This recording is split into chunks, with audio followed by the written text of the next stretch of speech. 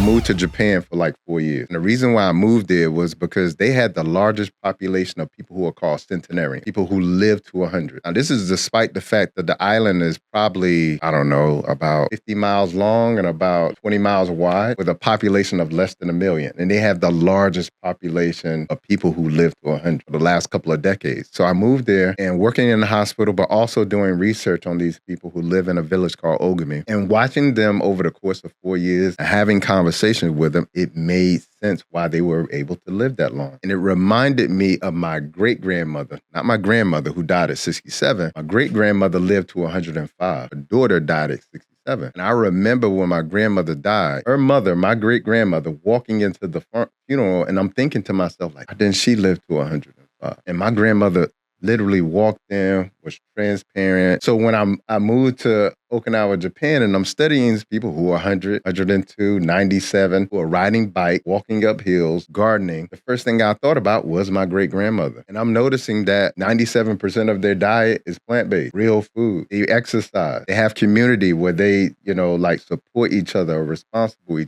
to each other. They drink herbal teas. They eat superfood. And so at that point, it was like, oh, medicine isn't the way. Light bulb came because it was like, my undergraduate degrees are in exercise physiology and chemistry, and then I have a doctorate of pharmacy. So I know chemistry. But the thing I figured out was I was on the wrong side of chemistry.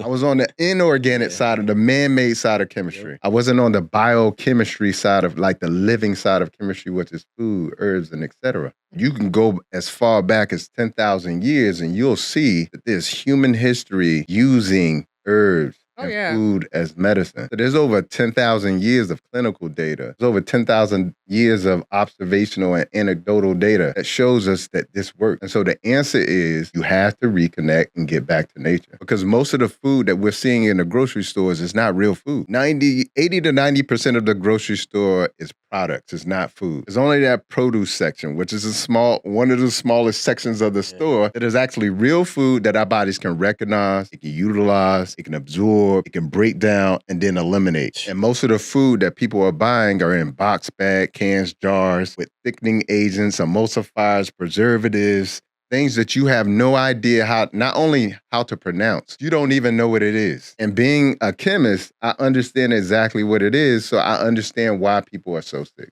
It has to start from the self-care, self-love perspective where you start to have this inner conversation with yourself about what you've been doing to you and not what they've been putting in the grocery stores and not what your doctor did. Like, you have to start with yourself because, man, when I tell you, like, your mentality is what's going to heal you, it doesn't matter if it's with a physical ailment, past trauma, a relationship. It's always here that's going to heal you first.